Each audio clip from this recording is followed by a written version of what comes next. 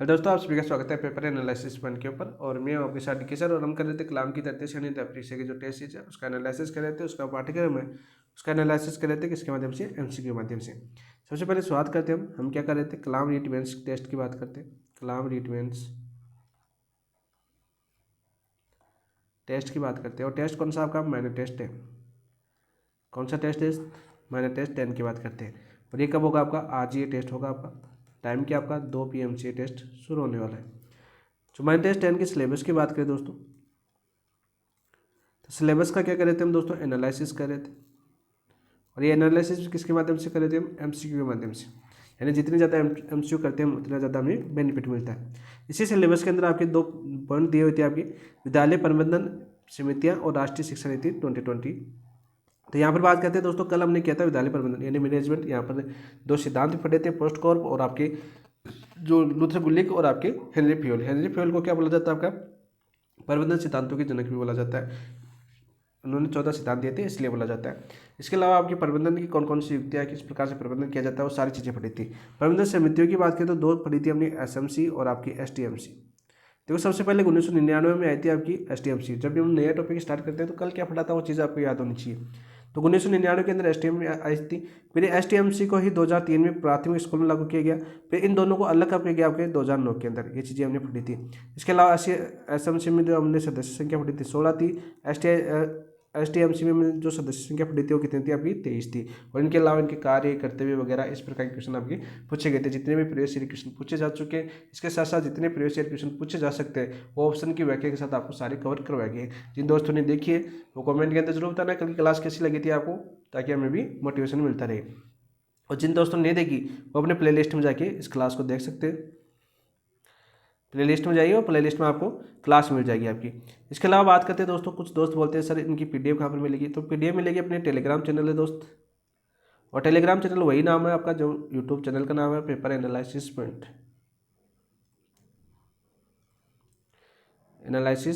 Point.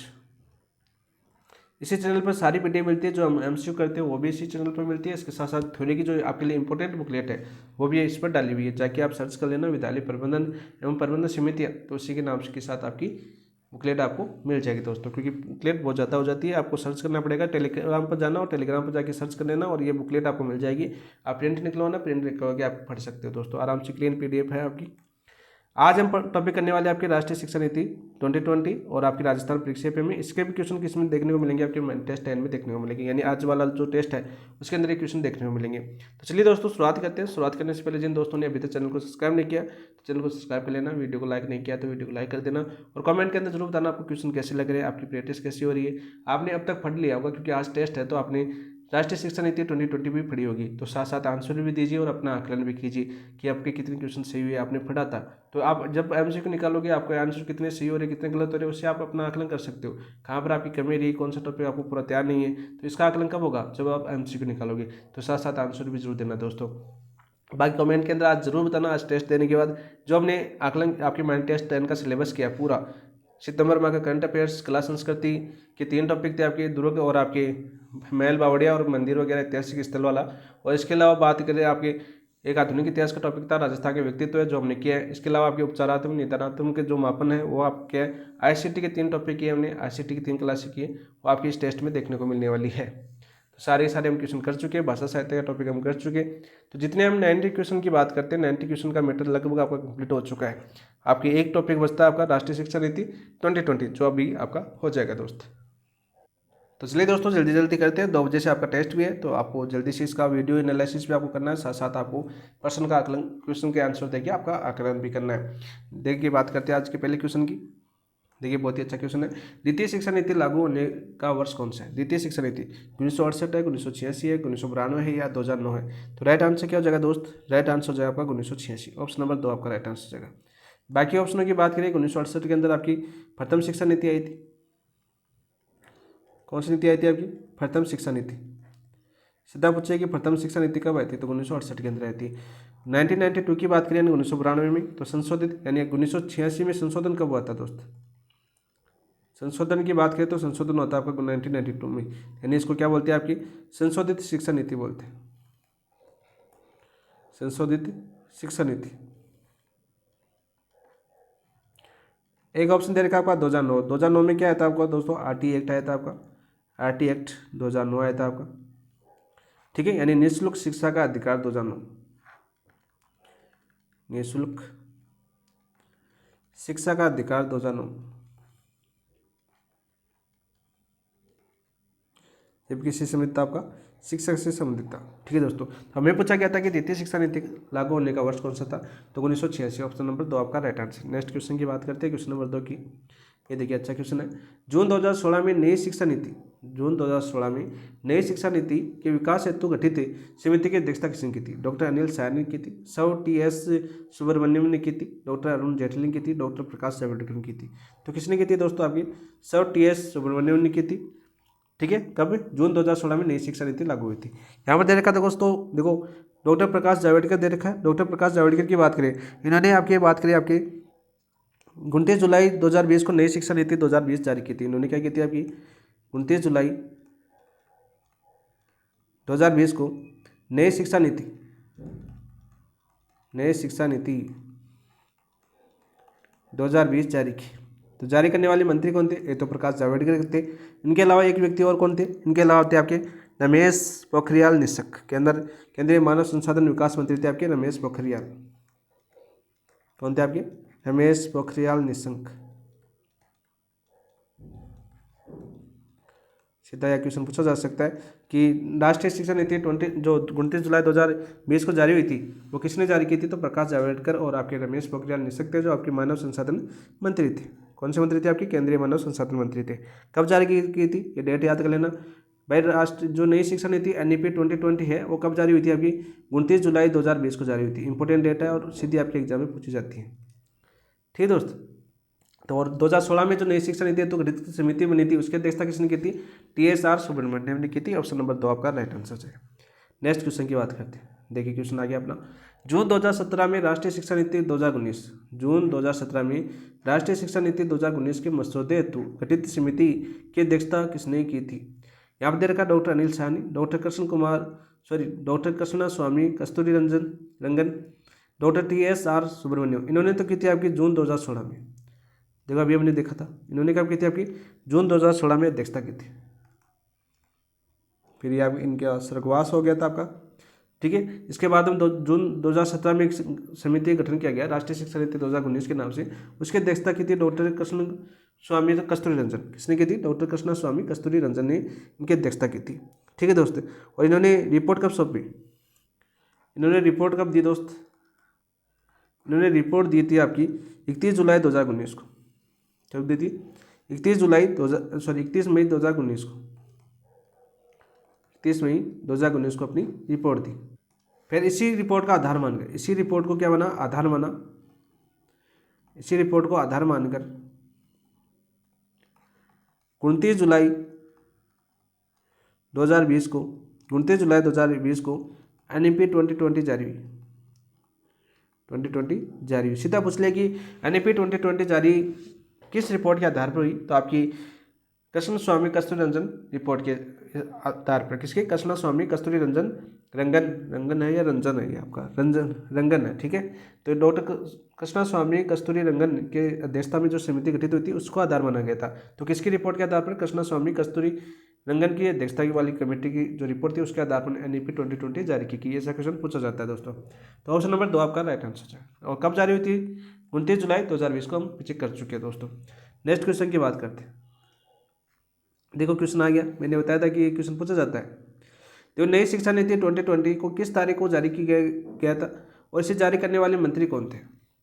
भाई नई शिक्षा नीति 2020 को किस तारीख को जारी किया गया था और इसे जारी करने वाले मंत्री कौन थे? 29 जुलाई 2020 को रमेश पोखरियाल निशंक एवं प्रकाश जावड़ेकर, 15 अगस्त 2020 नरेंद्र मोदी एवं रमेश पोखरियाल, 1 जनवरी 2020 को प्रकाश जावड़ेकर या TSR सुब्रमण्यम, और 26 जनवरी 2020 को डॉक्टर कृष्णा कुमारी कस्तूरी रंगन एवं रमेश पोखरियाल। तो जारी हुई थी आपकी नई शिक्षा नीति NEP 2020 29 जुलाई 2020 को। कब जारी हुई थी दोस्त? 29 जुलाई 2020 को। देखो 4 बार रिवीजन हो चुका आपका। 29 जुलाई 2020 को जारी हुई थी NEP 2020। और जारी करने वाले मंत्री कौन थे? रमेश पोखरियाल निशंक, जो आपके केंद्रीय मानव संसाधन मंत्री थे, केंद्रीय मानव संसाधन मंत्री।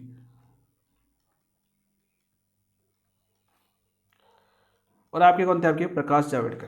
तो ऑप्शन नंबर 1 आपका राइट आंसर हो जाएगा। नेक्स्ट क्वेश्चन की बात करते हैं दोस्तों। नेक्स्ट क्वेश्चन क्या आपका, देखिए, नई शिक्षा नीति 2020 कितने भागों में विभक्त की गई।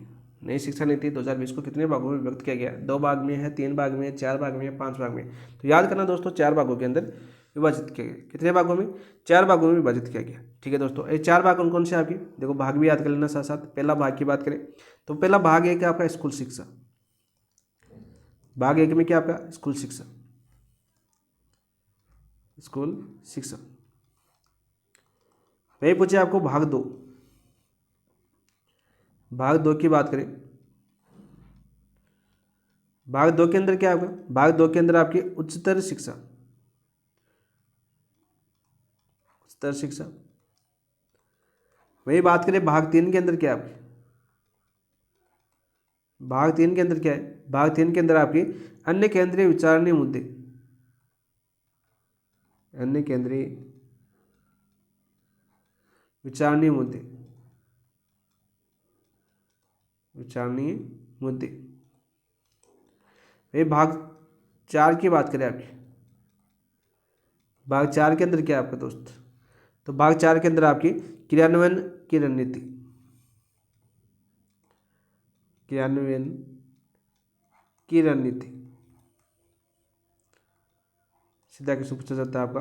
ठीक है दोस्तों, यहाँ पर देखो इसको सही कर देता हूँ, पहले भाग 1 लिख देता हूँ यहाँ पर ना, भाग 1। शॉर्ट नोट्स बनाना चाहो तो साथ साथ ऑप्शन के माध्यम से आप बना सकते हो। तो सीधा क्वेश्चन पूछा है कि नई शिक्षा नीति 2020 में कितने भागों में विभक्त किया गया, तो 4 भागों में विभक्त किया गया। पहला भाग में आपकी स्कूल शिक्षा को सम्मिलित किया गया, दूसरे भाग में आपकी उच्चतर शिक्षा को सम्मिलित किया गया, तीसरे भाग के अंदर आपके अन्य केंद्रीय विचारणीय जो मुद्दे हैं उनको सम्मिलित किया गया, और चौथे भाग के अंदर इस शिक्षा नीति को किस प्रकार से क्रियान्वयन किया जाएगा उसकी रणनीति को शामिल किया गया।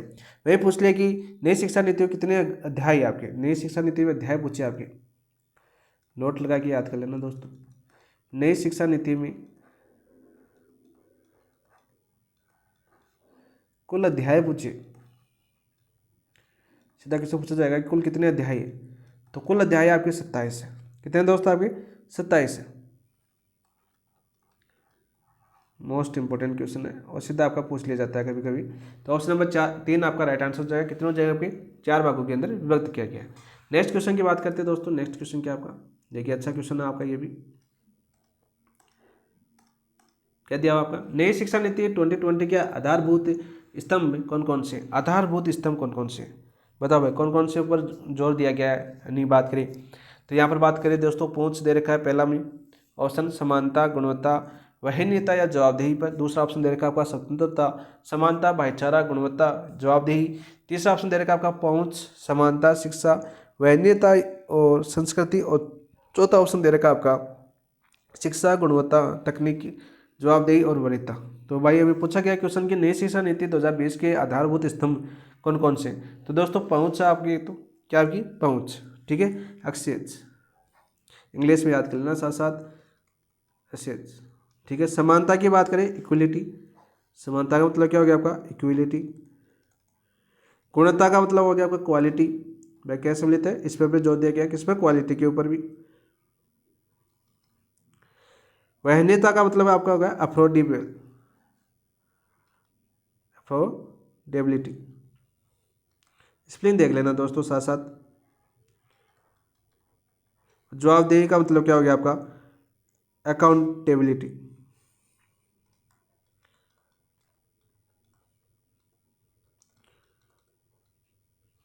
TY आएगा, ठीक है, TY।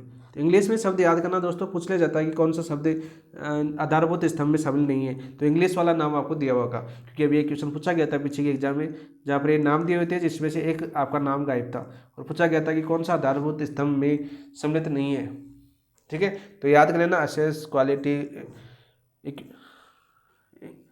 इक्वलिटी, क्वालिटी, अफोर्डेबल और अकाउंटेबिलिटी, ठीक है, यानी कि पहुंच से, समानता, गुणवत्ता, वहनीयता और जवाबदेही। ऑप्शन नंबर 1 आपका राइट आंसर हो जाएगा। नेक्स्ट क्वेश्चन की बात करते हैं दोस्त। नेक्स्ट क्वेश्चन क्या आपका, ठीक है, अच्छा क्वेश्चन है ये भी, आपको बहुत शानदार अच्छा क्वेश्चन पूछा गया है आपका, आसानी से कर सकोगे आप। नई शिक्षा नीति 2020 के आधार सिद्धांतों में कौन कौन से महत्वपूर्ण बिंदु शामिल है। अब आधार सिद्धांत के आपके 15 से 16 पॉइंट दे रखे हैं, उनमें से तो कोई भी 1 2 4 क्वेश्चन उठा के आ सकता है आपका, तो सारे के सारे आपको याद होना चाहिए। नई शिक्षा नीति 2020 के आधार सिद्धांतों में कौन कौन से महत्वपूर्ण बिंदु शामिल है, तो पूछेगा इस प्रकार क्वेश्चन नहीं पूछेगा आपको। प्रत्येक बच्चे की अद्वितीय विशेषताओं की पहचान और उनका विकास, बिल्कुल राइट है, ये भी आपका सिद्धांतों में शामिल है। बुनियादी साक्षरता और संख्या ज्ञान, यानी बात करें बुनियादी साक्षरता और संख्या ज्ञान कक्षा 3 तक सीखना जरूरी है, तो ऑप्शन नंबर 2 भी आपका बिल्कुल राइट है, ये भी इसका प्रमुख सिद्धांत का महत्वपूर्ण उद्देश्य है। सीखने में लचीलापन होना चाहिए और बहु विषयता होनी चाहिए, तो बिल्कुल राइट। देखो रचनात्मक और तार्किक चिंतन, बहुभाषिकता, जीवन कौशल और लगातार मूल्यांकन और तकनीकी का प्रयोग होना चाहिए, तो ऑप्शन नंबर 5 आपका राइट आंसर हो जाएगा। इसके अंदर सारे के सारे मैंने एक साथ लेने के प्रयास में 5 ऑप्शन बना दिया आपको, क्योंकि सारे याद होनी चाहिए दोस्तों आपको। तो नई शिक्षा नीति 2020 के आधार सिद्धांतों में कौन कौन से महत्वपूर्ण बिंदु शामिल है, तो प्रत्येक बच्चे की अद्वितीयता, विशेषताओं की पहचान और उनका विकास शामिल है।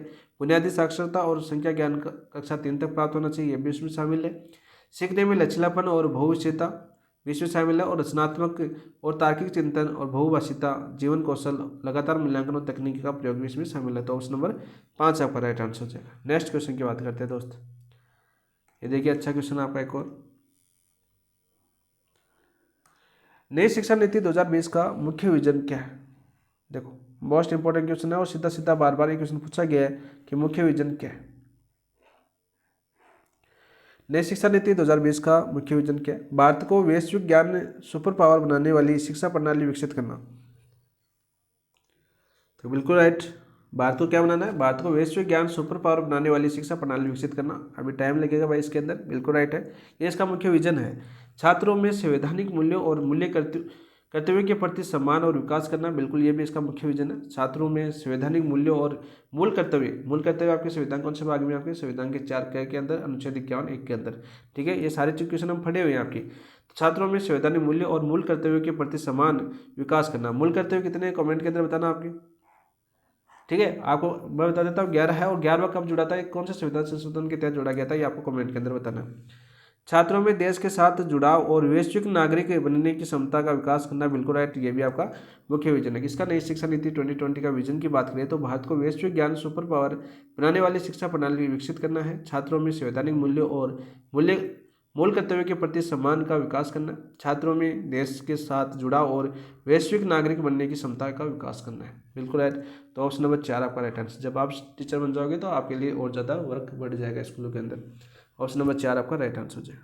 नेक्स्ट बात करते हैं दोस्तों, लास्ट टाइम आपके रीटी के अंदर भी पूछा गया था क्वेश्चन ये आपका, और सबसे ज़्यादा बार रिपीट हुआ है क्वेश्चन, बहुत बार ये क्वेश्चन आपका पूछा गया, सबसे सरल क्वेश्चन है और 2 नंबर देखे जाने वाला क्वेश्चन है। यदि आपके एग्जाम के अंदर कौन सी पारी के अंदर आपकी एग्जाम होती है उसी पारी के अंदर आता है, तो इसको याद कर लेना दोस्तों।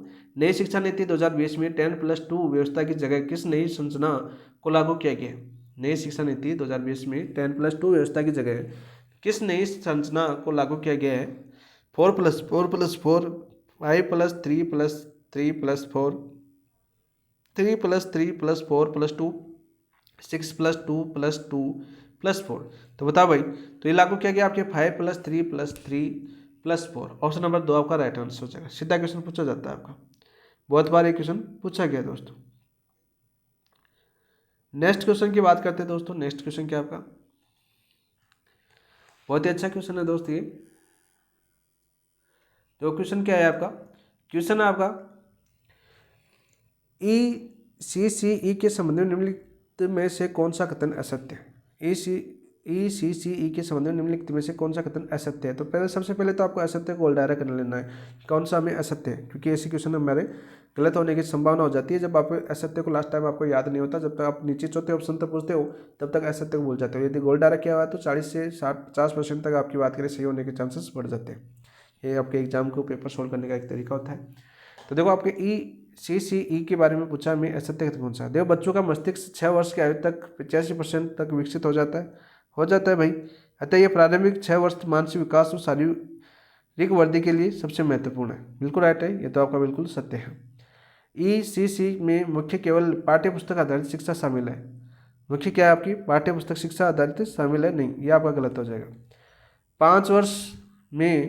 5 वर्ष से पूर्व प्रत्येक बालक प्रेटरी कक्षा या बाल वाटिका में जाएगा बिल्कुल। 5 वर्ष से पूर्व बालक किस में जाएगा आपका, प्रीपेरेटरी कक्षा या बाल वाटिका में जाएगा, बिल्कुल राइट। CCE पाठ्यक्रम और शिक्षा शास्त्र की कुछ जिम्मेदारियां MHRD की होगी, किसी होगी आपकी, MHRD की होगी, ठीक है। तो ये भी आपका बिल्कुल सत्य है दोस्त, ये भी आपका बिल्कुल सत्य है। तो हमें क्या पूछा था दोस्त, हमें पूछा कि असत्य कथन, तो ऑप्शन नंबर 2 आपका राइट आंसर हो जाएगा, ठीक है। क्योंकि इसके अंदर लचीलापन केवल पाठ्य पुस्तक के आधारित नहीं है आपका, इसके अंदर क्या आपका मुख्यतः लचीलापन होना चाहिए। सबसे पहले तो इसी को कर लेते हैं, ऑप्शन गलत क्यों हुआ। लचीलापन होना चाहिए आपका, बहुआयामी शिक्षा होनी चाहिए आपकी, कैसी होनी चाहिए आपकी, बहुआयामी शिक्षा होनी चाहिए। खेल आधारित होनी चाहिए आपकी, खेल आधारित होनी चाहिए। गतिविधि आधारित होनी चाहिए आपकी, कैसी होनी चाहिए आपकी, गतिविधि आधारित होगी। और इसके अलावा बात करें आपकी कैसी होगी, आपकी खोज आधारित होगी, कैसी होगी आपकी, खोज आधारित होगी। तो राइट क्या हो जाएगा आपका राइट आंसर कि ECC के मुख्य केवल पाठ्य पुस्तक आधारित शिक्षा शामिल नहीं है, केवल पाठ्य पुस्तक शिक्षा आधारित शिक्षा नहीं है, ठीक है। इसमें लचीलापन भी होगा, बहुआयामी भी होगा, खेल आधारित भी होगा, गतिविधि आधारित भी होगा और खोज आधारित भी होगा। तो ऑप्शन नंबर 2 आपका सत्य कथन हो जाएगा। देखो CCE की फुल फॉर्म भी पूछी जाती है।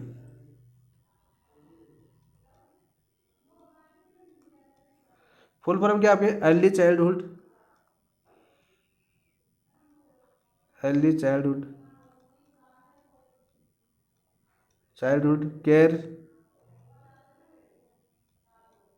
Care and education. तो बार बार पूछ ली जाती है। CCE की फुल फॉर्म भी पूछी जाती है आपकी, early childhood care and education, ठीक है दोस्त। तो यहाँ पर असत्य कथन पूछा जाएगा में ऑप्शन नंबर 2। और आगे बढ़ने से पहले एक चीज़ और देख लेना, देखो ECE ये है आपका, इसको कौन से अध्याय में सम्मिलित किया गया, ये आपका अध्याय 1 है। कौन सा अध्याय है आपका, अध्याय 1 के अंदर इसी को सम्मिलित किया गया, ठीक है दोस्तों। जो आपके 27 अध्याय हमने बात की है कि जो NEP 2020 के अंदर कितने अध्याय है टोटल, आपकी 27 है। तो 27 में से पहला अध्याय कौन सा आपका, यही है, बच्चों से संबंधित ये पहला अध्याय, ठीक है। जिसमें आपके early childhood care and education की बात की गई है, जिसमें ये आपके मुख्य प्रावधान किए गए सारे। और आपके 2030 तक का लक्ष्य है आपका, इसका लक्ष्य कब तक है, सार्वभौमिक का।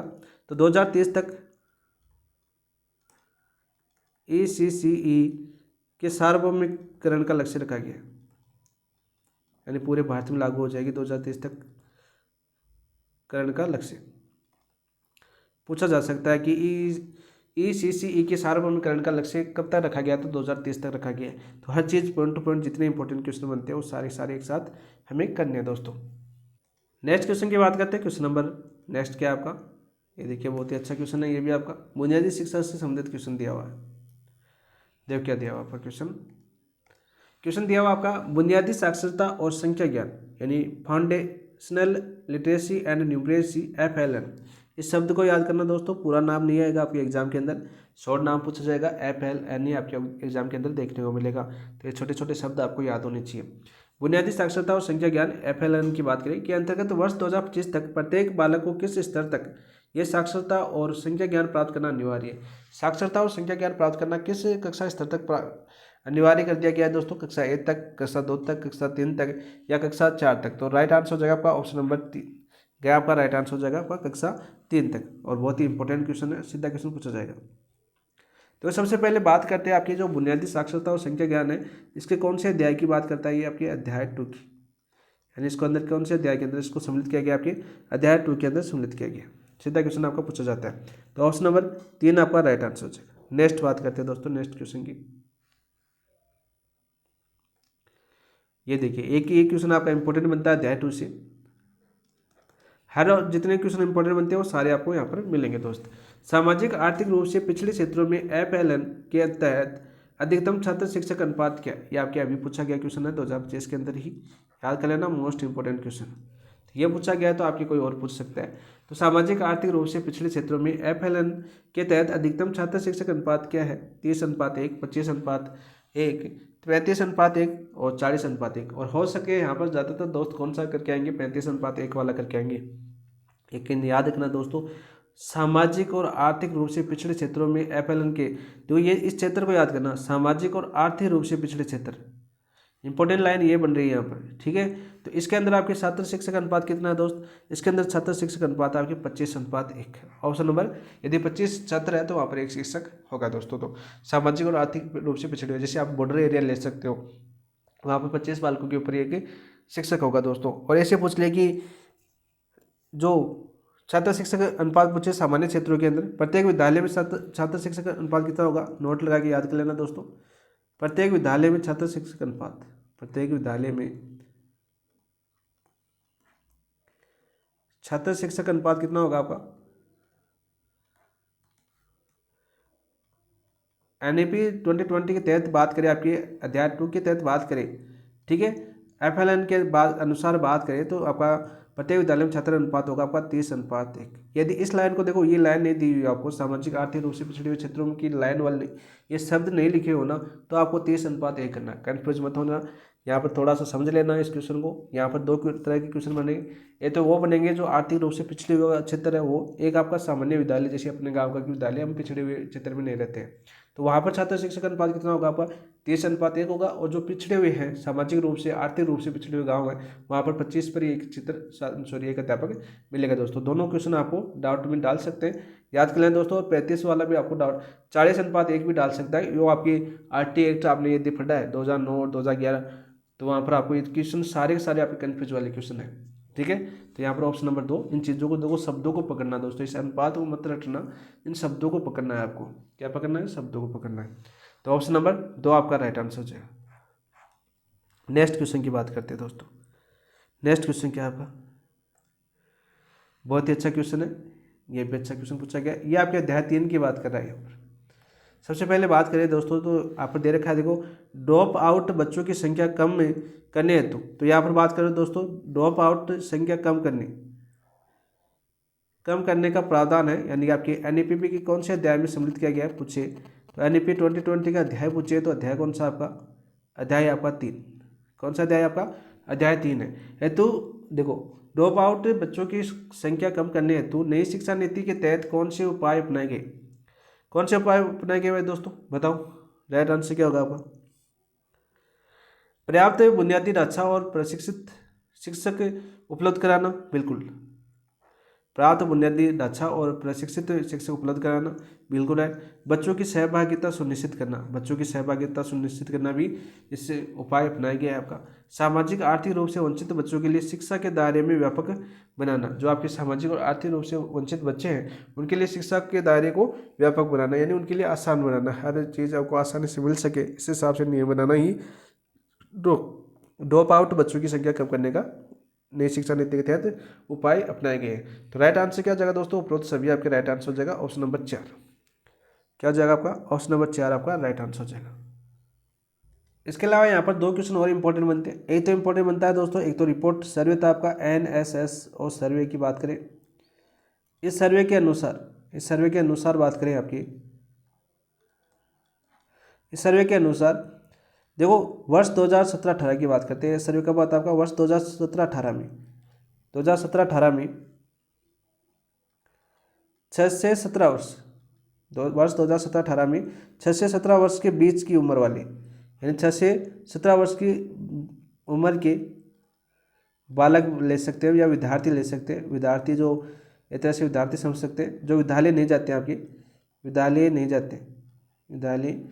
जाते, समझने के लिए मैंने विद्यार्थी शब्द लिया, लेकिन ये विद्यालय नहीं जाते हैं, ठीक है दोस्तों। तो ऐसे पूछे कि बालक बालिका भी ले सकते हैं विद्यार्थी के समय। तो वर्ष 2017-18 में एक सर्वे आया था आपका NSSO सर्वे के अनुसार, इस वर्ष को याद कर लेना, ये क्वेश्चन आपका पूछा जा चुका है। 6 से 17 वर्ष के बालक बालिकाओं की संख्या जो आपके विद्यालय में नहीं जाते हैं, भारत में कितनी है आपकी, तो भारत में संख्या है, भारत में संख्या की बात करें तो कितनी है दोस्तों, 3.22 करोड़। कितनी थी आपकी, 3.22 करोड़ बच्चे ऐसे थे जो आपके विद्यालय कभी शक्ल भी नहीं देखी, कि विद्यालय कोई चीज़ भी होती है, वहाँ पर कोई पढ़ाई भी होती है, कबूतर भी सिखाए जाते हैं वहाँ पर, दोस्त भी बनते हैं वहाँ पर, ठीक है, खेल भी खिलाए जाते हैं वहाँ पर। तो ये बच्चे इन सब चीज़ों से दूर है। कितने, 3.22 करोड़ बच्चे। और किस रिपोर्ट के अनुसार, किसने सर्वे किया था, ये NSSO ने सर्वे किया था। और वर्ष कौन सा था आपका, वर्ष 2017-18। ये क्वेश्चन आपका पूछा भी जा चुका है। और यहाँ पर इसके अलावा दूसरा क्वेश्चन यहाँ पर बनता है, नोट लगा के एक क्वेश्चन और बनता है यहाँ पर, कि 2030 तक प्री स्कूल से माध्यमिक स्तर तक 100% सकल नामांकन का लक्ष्य रखा गया है। 2030 तक, प्री स्कूल से माध्यमिक स्तर तक, माध्यमिक स्तर तक 100% नामांकन का लक्ष्य, 100% नामांकन का लक्ष्य रखा गया है, लक्ष्य रखा गया है।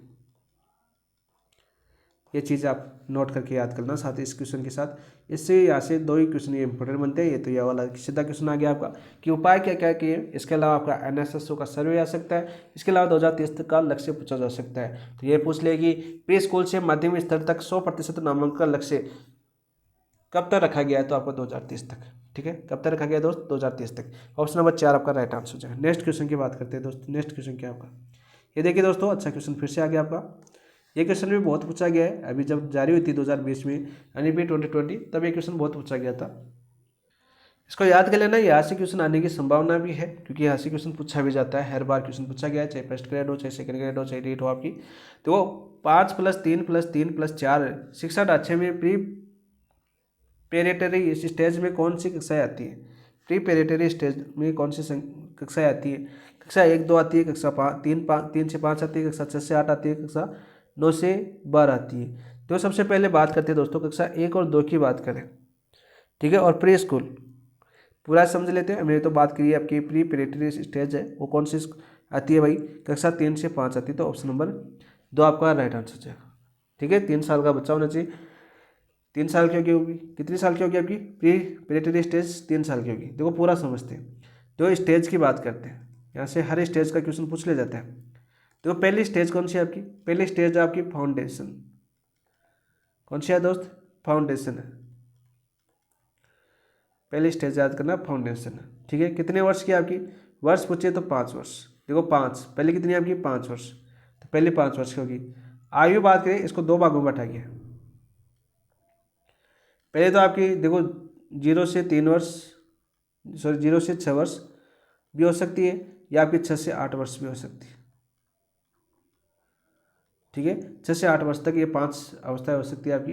0 से 3 वर्ष भी पूछा जा सकता है, सॉरी 3 से 6 वर्ष और आपकी 6 से 8 वर्ष। ठीक है, ये 2 अवस्थाओं में बांटी गई है।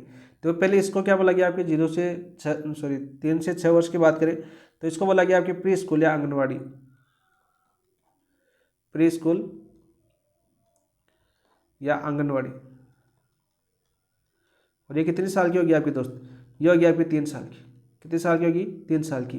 और 6 वर्ष से 8 वर्ष की बात करें, 6 वर्ष से 8 वर्ष की कौन सी, कक्षा 1 और 2 होगी, कक्षा 1 व 2।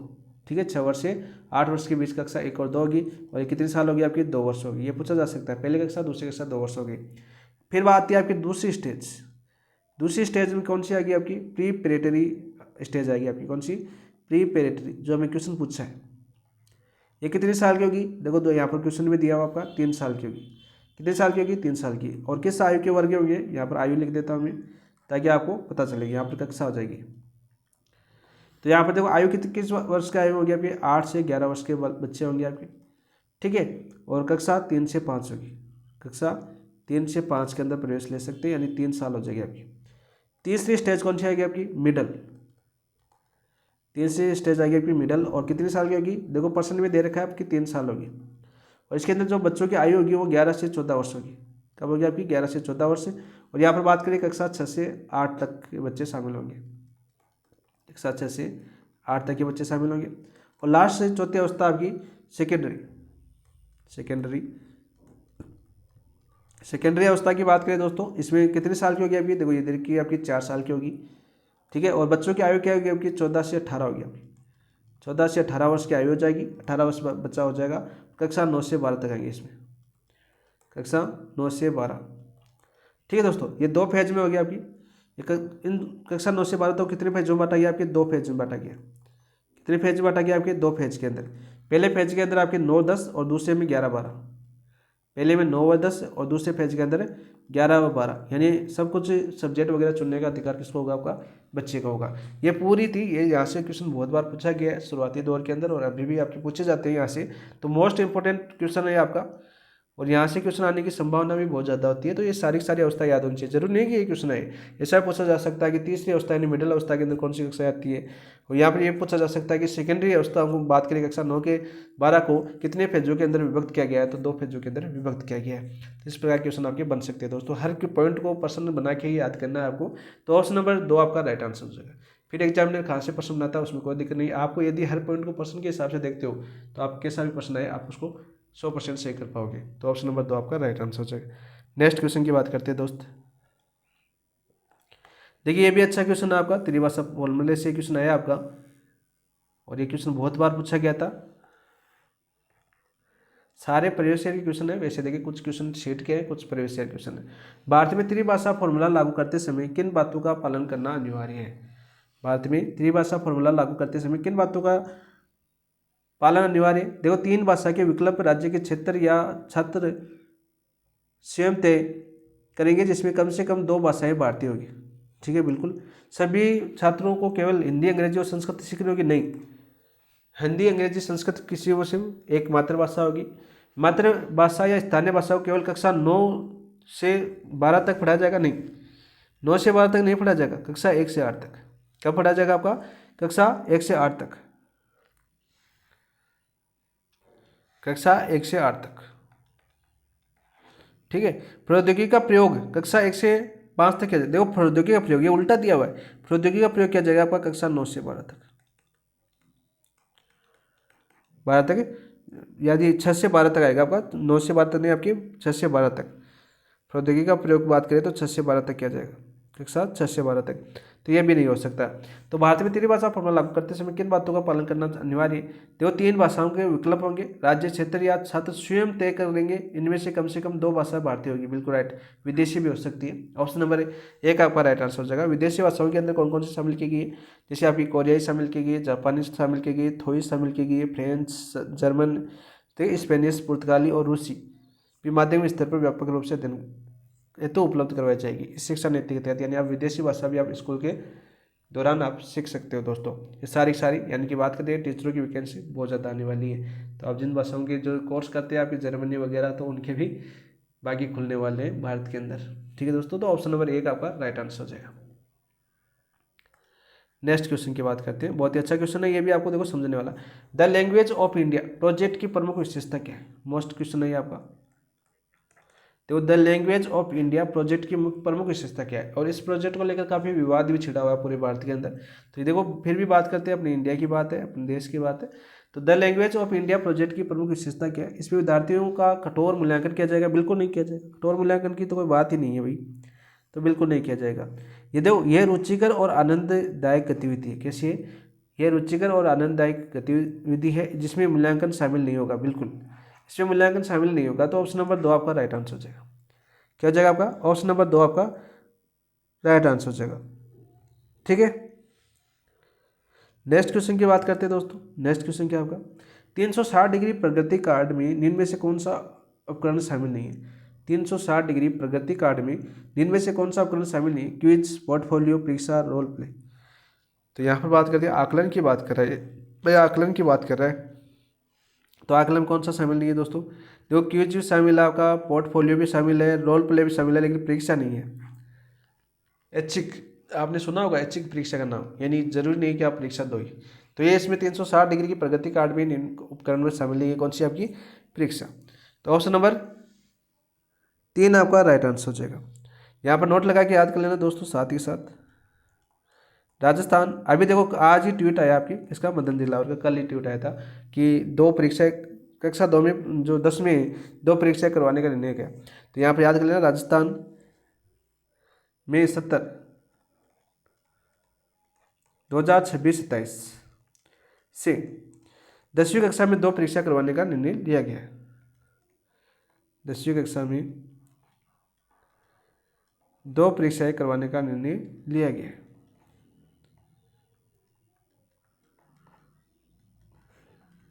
निर्णय लिया गया। अब देखिए चर्चा में भी है, अभी कल ही ट्वीट किया आपके मदन दिलावर ने, और दूसरी परीक्षा के ऊपर परिणाम आधारित होंगे, आपकी 2 परीक्षा करवाए जाएंगे। इसी सत्र की बात कर रहे हैं, वो तो नेक्स्ट सत्र की बात, 26-27 नेक्स्ट ही सत्र हो गया आपका, क्योंकि अभी 26 पूरा हो जाएगा नेक्स्ट में। तो ये आपकी बात करें कल का ट्वीट है, मदन दिलवार का कल का ट्वीट है, आपने देखा होगा, विभिन्न ग्रुप में आप जुड़े हुए हो तो इन चीज़ों को आपने देखा होगा और एक्टिव रहा करो दोस्तों। ऐसे क्वेश्चन 2 नंबर वाले क्वेश्चन होते हैं जो चर्चा के क्वेश्चन होते हैं, तो ऐसा क्वेश्चन नहीं छोड़ना जो आपकी शिक्षा से जुड़े हुए क्वेश्चन है। ऐसा नहीं करंट के सारे क्वेश्चन आपको याद करने, बाकी जो रोज़ क्लास लेने की नहीं होती है करंट की शिक्षा, यदि आपकी टीचिंग एग्जाम की तैयारी कर रहे हो तो रोज़ क्लास लेने की आवश्यकता नहीं होती। अब मंथली आप करंट पढ़िए, मंथली आपको वो मंथली तो पढ़ना ही पड़ेगा भाई, है ना। लेकिन रोज़ क्लास तो वो लेते हैं जो स्टेटिक्स जीके तैयार करना चाहते हैं, जो आपकी डिफेंस के एग्जाम में पूछा जाता है, हमारे स्टेटिक्स नहीं आता है, ठीक है। तो ऑप्शन नंबर 3 आपका राइट आंसर हो जाएगा। नेक्स्ट बात करते हैं दोस्त, ये लो क्वेश्चन आ गया।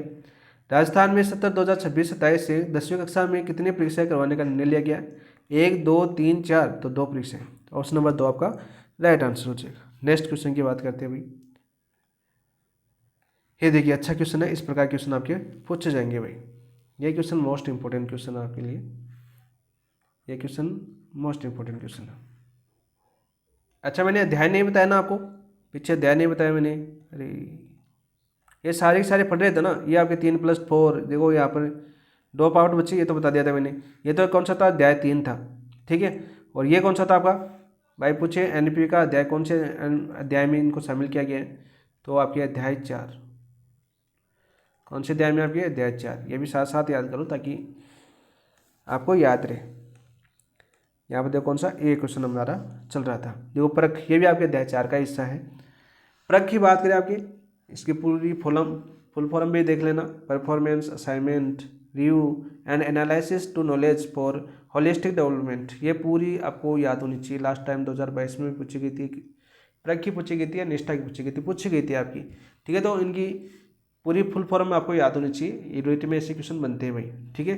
तो फुल फॉर्म जितने भी शब्दावली है आपको दी हुई होगी, शब्दावली कोई बुकलेट वगैरह होगी, वहाँ पर इनकी फुल फॉर्म आपको याद होनी चाहिए मोस्ट की, और फर्क की तो याद होनी चाहिए। शायद पूछा गया था किसी ने, किसी शिफ्ट में आया था फर्क की फुल फॉर्म। देखो आपकी बात करते हैं, उद्देश्य क्या था, केवल बोर्ड परीक्षाओं का आयोजन, समग्र विकास के लिए ज्ञान का प्रदर्शन या मूल्यांकन, समीक्षा व विश्लेषण करना, केवल शिक्षक प्रशिक्षण का मूल्यांकन, और केवल छात्रों की उपस्थिति रिकॉर्ड करना। तो दोस्तों क्या आपका राइट आंसर क्या हो जाएगा इसका, परख का उद्देश्य क्या है, समग्र विकास के लिए ज्ञान का प्रदर्शन मूल्यांकन और शिक्षा समीक्षा व विश्लेषण करना। ऑप्शन नंबर 2 आपका राइट आंसर है। नेक्स्ट क्वेश्चन की बात करते हैं, ये देखिए अच्छा क्वेश्चन है, यह भी आपका थोड़ा सा छोटा कर लेते हैं इसको ताकि आपको स्पष्ट दिख सके। क्वेश्चन क्या आपका देखो, वर्ष दे रखा है आपका 2030 तक शिक्षक शिक्षा सुधारों के तहत,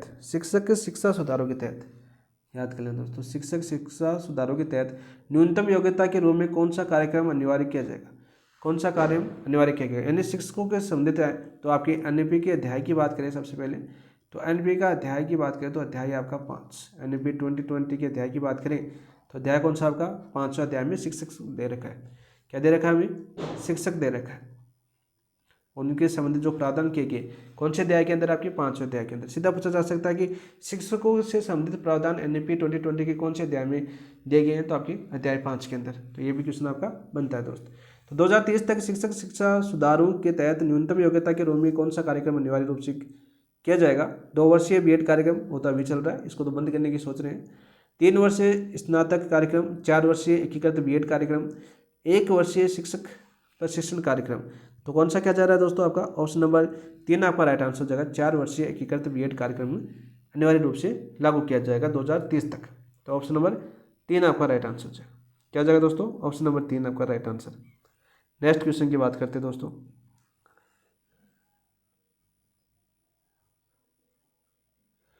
नेक्स्ट बात करते हैं, देखो शैक्षिक रूप से वंचित क्षेत्रों में, अच्छा क्वेश्चन है, इंपॉर्टेंट क्वेश्चन आपका पूछा जा सकता है आपके एग्जाम के अंदर भी। शैक्षिक रूप से वंचित क्षेत्रों में एसईडीजी की बड़ी आबादी वाले कुछ क्षेत्रों को क्या घोषित किया जाना चाहिए। एसईडीजी की बड़ी आबादी वाले कुछ क्षेत्रों को क्या घोषित किया जाना चाहिए, बताओ। विशेष शिक्षण स्कूल, विशेष शिक्षा क्षेत्र, बहुभाषा केंद्र या उच्चतर शिक्षा क्षेत्र। तो राइट आंसर क्या हो जाएगा आपका, विशेष शिक्षा क्षेत्र यानी सेज। ऑप्शन नंबर 2 आपका राइट आंसर हो जाएगा। और सीधा पूछे कि एसईडीजी बड़ी वाली आबादी कुछ क्षेत्रों में क्या घोषित किया जाना चाहिए, विशेष शिक्षा क्षेत्र घोषित किया जाना चाहिए, इसका उल्लेख किसके अंदर किया गया है। उल्लेख की बात करें तो एनईपी 2020 की बात करें दोस्तों, तो एनईपी 2020 का जो अध्याय 6 है, कौन सा आपका अध्याय 6, और अध्याय 6 क्या आपका, ये नाम याद करिए आपके, समतामूलक और समावेशी शिक्षा। समतामूलक व समावेशी शिक्षा में इसका उल्लेख किया गया। किसका? सेज का, सॉरी, समावेशी शिक्षा में इसका उल्लेख किया गया। किसका? विशेष शिक्षा क्षेत्र का। तो ऑप्शन नंबर 2 आपका राइट आंसर हो जाएगा। क्या हो जाएगा आपका? ऑप्शन नंबर 2 आपका राइट आंसर। नेक्स्ट क्वेश्चन की बात करते हैं दोस्त। नेक्स्ट क्वेश्चन क्या आपका, देखिए, समावेशी और समतामूलक शिक्षा को बढ़ावा देने के लिए केंद्र सरकार ने किसके लिए जेंडर समावेशी निधि का गठन किया गया? याद कर लेना दोस्तों, जेंडर समावेशी निधि का गठन, इंपॉर्टेंट क्वेश्चन। किसके लिए गठन किया गया? आपके ऑप्शन दे रखे हैं आपके, केवल लड़कियों के लिए, केवल दिव्यांगों के लिए, लड़कियों और ट्रांसजेंडर छात्रों के लिए, केवल अल्पसंख्यक के लिए। तो जेंडर समावेशी शिक्षा का गठन किया, समावेशी निधि का गठन किया गया आपके लड़कियों के लिए और ट्रांसजेंडर छात्रों के लिए। तो ऑप्शन नंबर 3 आपका राइट आंसर हो जाएगा। ऑप्शन नंबर 3 आपके लिए राइट आंसर हो जाएगा। ठीक है, नेक्स्ट दोस्तों बात करते हैं आपके नेक्स्ट क्वेश्चन की। ये देखिए, बहुत ही अच्छा क्वेश्चन, ये भी देखो क्या क्वेश्चन दिया हुआ आपका, निम्न में से कौन सा कथन स्कूल कॉम्प्लेक्स या क्लस्टर के संदर्भ में असत्य है? स्कूल कॉम्प्लेक्स या क्लस्टर के संबंध में सही सत्य है। सबसे पहले दोस्तों बात करते हैं आपके स्कूल कॉम्प्लेक्स और क्लस्टर की बात करें, ठीक है, इनका जो उल्लेख है, तो उल्लेख किसके अंदर किया गया? आपके उल्लेख बात करें आपकी NEP 2020 में, NEP 2020 में उल्लेख करें तो किसमें किया गया? आपके अध्याय 7 के अंदर। किसके अंदर किया गया? आपकी अध्याय 7 के अंदर किया गया है। तो इस चीज़ को तो आपको याद होनी चाहिए। तो पहला ऑप्शन क्या दे रखा है? मैं पूछा असत्य कथन, तो असत्य कथन को आपको गोल डायरेक्ट कर लेना है। अब देखिए बात करते हैं आपका पहला दे रखा ऑप्शन, भारत में 28% प्राथमिक और 14.8% उच्च प्राथमिक स्कूलों में 30 से कम छात्र हैं। बिल्कुल बिल्कुल सत्य है। जैसे बॉर्डर एरिया वगैरह है, यहाँ पर तो बहुत कम छात्र हैं। तो भारत में 28% प्राथमिक और 14.8% उच्च प्राथमिक स्कूल में 30 से कम छात्र है, बिल्कुल है। ठीक है, स्कूल कॉम्प्लेक्स की स्थापना 20 से 25 किलोमीटर की दूरी पर होगी। 20 से 25, आप देखो इस क्वेश्चन को आराम से समझ सकते थे। 20 से 25 किलोमीटर दूरी पर स्कूल कॉम्प्लेक्स होगा तो बच्चा क्या पढ़ने जाएगा? 20-20 किलोमीटर पढ़ने जाएगा क्या? जा सकता है क्या आपको? तो बिल्कुल नहीं, बिल्कुल नहीं, ये आपका गलत हो जाएगा, यह आपका गलत हो जाएगा। अब बात करें कि स्कूल कॉम्प्लेक्स की स्थापना कब होगी आपकी, किस प्रकार होगी? 5 से 10 किलोमीटर, 5 से 10 किलोमीटर दूरी पर हो सकती है। ठीक है दोस्तों, कितने किलोमीटर पर? 5 से 10 किलोमीटर, याद कर लेना दोस्तों। और इसका सुझाव किसने दिया था? इसका सुझाव दिया था आपके, इसका सुझाव की बात करें भाई, इसका सुझाव किसने दिया था? कौन सी कमेटी का सुझाव माना है इसके अंदर शामिल किया गया? आपका सीधा पूछा जाएगा कि 5 से 10 किलोमीटर पर स्कूल कॉम्प्लेक्स की स्थापना होगी, ये सुझाव कौन सी समिति की सिफारिश पर दिया गया था? तो आपके कोठारी आयोग आपको याद होना चाहिए। कौन सा आयोग? कोठारी आयोग, कोठारी आयोग या शिक्षा आयोग आपका 1964-66 में इसका प्रावधान किया गया था, यानी इन्होंने सिफारिश की थी। सिफारिश की बात करें तो किसने की थी? कोठारी आयोग ने। क्या होना चाहिए आपका? स्कूल कॉम्प्लेक्स होना चाहिए। और अब जाके आपके 2020 में इससे सुझाव को माना गया है। ठीक है, और स्कूल कॉम्प्लेक्स की स्थापना की जाएगी दोस्त। तो याद कर लेना, इंपॉर्टेंट क्वेश्चन आपका बन सकता है यहाँ से। जो इंपॉर्टेंट बनते हैं वो सारी चीज़ें हमें करनी है। तो असत्य कथन तो क्या हो गया आपका? Option number 2। बाकी देखो ऑप्शन देख लेते हैं। SDP विद्यालय विकास योजना SMC की मदद से बनाई जाएगी, बिल्कुल राइट। कल ही हमने पढ़ा है आपका SMC, और हमने इन चीज़ों को पढ़ा है। बाल भवन में बच्चे कला, खेल और करियर गतिविधियों में भाग ले सकते हैं, बिल्कुल ले सकते हैं। तो हमें पूछा गया था असत्य कथन कौन सा है? तो ऑप्शन नंबर 2। नेक्स्ट क्वेश्चन की बात करते हैं दोस्त। देखिए, सार्वजनिक शिक्षा प्रणाली के सेवा प्रावधान और शैक्षिक संचालन की जिम्मेदारी किसकी होगी? भाई किसकी होगी? स्कूल शिक्षा विभाग की होगी, स्कूल शिक्षा निदेशालय की होगी, या state school standard authority SSSA की होगी, या राज्य सरकार की होगी? बताओ भाई राइट आंसर क्या होगा आपका? तो इसका होगा आपका स्कूल शिक्षा निदेशालय, ऑप्शन नंबर 2। और राजस्थान में बात करें, राजस्थान में स्कूल शिक्षा निदेशालय का मुख्यालय कहाँ पर? आपके बीकानेर के अंदर स्थित है। कहाँ पर? आपके बीकानेर के अंदर। नेक्स्ट क्वेश्चन की बात करते हैं दोस्त। नेक्स्ट क्वेश्चन क्या आपका? निपुण भारत अभियान किस वर्ष प्रारंभ किया गया था? निपुण भारत अभियान है वो किस वर्ष प्रारंभ किया गया था, ये हमें बताना है दोस्तों। 2020 में, 2021 में, 2022 में, 2023 में। अच्छा क्वेश्चन है, और ये क्वेश्चन बार बार पूछा भी गया आपके एग्जाम के अंदर। तो निपुण भारत अभियान किस वर्ष प्रारंभ किया गया था? तो ये प्रारंभ किया गया था आपका 2023 के अंदर, सॉरी 2021 के अंदर, 2021 के अंदर। तो ऑप्शन नंबर 2 आपका राइट आंसर हो जाएगा। डेट पूछे तो 5 जुलाई 2021 को, 5 5 जुलाई 2021 को आपके निपुण भारत अभियान की शुरुआत की गई थी। FLN का लक्ष्य हासिल करने के लिए, किसका लक्ष्य, कौन सा लक्ष्य हासिल करने के लिए की गई थी? लक्ष्य क्या था आपका? FLN, जो आपने अभी पीछे पढ़ा है। ठीक है, तो 5 जुलाई 2021 को इसकी स्थापना की, अभियान की शुरुआत की गई थी। तो ऑप्शन नंबर 2 आपका राइट आंसर हो जाएगा। नेक्स्ट क्वेश्चन की बात करते हैं दोस्तों। नेक्स्ट क्वेश्चन क्या आपका? जादुई पिटारा किसके लिए और किस आयु वर्ग के बच्चों के लिए विकसित किया गया है? जादुई पिटारा किसके लिए और किस आयु वर्ग के बच्चों के लिए विकसित किया गया है? खेल आधारित शिक्षण 3 से 8 वर्ष, शिक्षण प्रशिक्षण 6 से 12 वर्ष, FLN मूल्यांकन 8 से 12 वर्ष, करियर शिक्षा 10 से 15 वर्ष। तो राइट आंसर क्या हो जाएगा आपका? बताओ भाई, जादुई पिटारा किसके लिए या किस आयु वर्ग के बच्चों के लिए विकसित किया गया है? तो विकसित किया गया आपकी कक्षा 3 से 8 तक लिखिए। ऑप्शन नंबर 1 आपका राइट आंसर हो जाएगा। क्या हो जाएगा दोस्तों? ऑप्शन नंबर 1 आपका राइट आंसर हो जाएगा। नेक्स्ट बात करते हैं दोस्तों। अच्छा क्वेश्चन है आपका, ये भी अच्छा क्वेश्चन है, याद कर लेना इसको भी। राष्ट्रीय शिक्षा नीति 2020 के क्रियान्वयन के लिए केंद्र सरकार द्वारा जारी सार्थक दिशा निर्देशों का मुख्य उद्देश्य क्या है? सार्थक दिशा निर्देशों का मुख्य उद्देश्य क्या है? Important question. उच्च शिक्षा संस्थानों का पुनर्गठन, छात्र एवं शिक्षकों का समग्र विकास सुनिश्चित करना, तकनीकी शिक्षा को प्रोत्साहित करना, केवल विद्यालयों का डिजिटलीकरण करना। तो राइट आंसर क्या हो जाएगा आपका? छात्र एवं शिक्षकों का समग्र विकास सुनिश्चित करना। ऑप्शन नंबर 2 आपका राइट आंसर हो जाएगा। ऑप्शन नंबर 2 आपका राइट आंसर हो जाएगा। नेक्स्ट क्वेश्चन की बात करते हैं दोस्त। देखिए अच्छा क्वेश्चन है आपका, एक बार फिर से देखो। ये क्वेश्चन आज की क्लास में आपको पूछा जा सकता है, आज के टेस्ट में। NEP 2020 के तहत SCF स्टेट करिकुलम फ्रेमवर्क का विकास किस वर्ष और किसके द्वारा किया गया था? 2021 NCERT द्वारा, 2022 SCERT द्वारा, 2023 RSCERT द्वारा, 2020 NCTE द्वारा।